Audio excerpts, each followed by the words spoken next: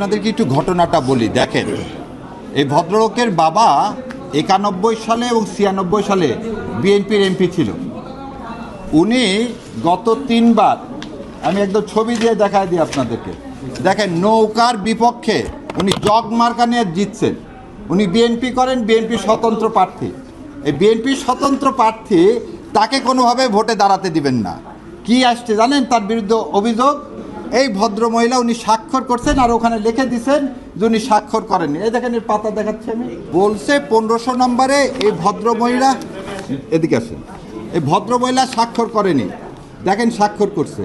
এবং আরও কি অবাক ব্যাপার, এই মামলায় আপনার প্রিজাইডিং অফিসার বলছে সবারটা ঠিক, একজনেরটা ঠিক না।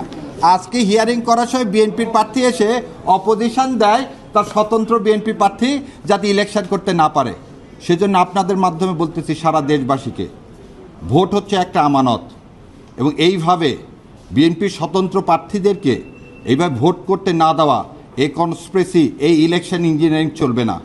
এই ইলেকশন ইঞ্জিনিয়ারিং করে আর যাই হোক, বিএনপি লাভবান হবে না। ধন্যবাদ আপনাদের সবাই।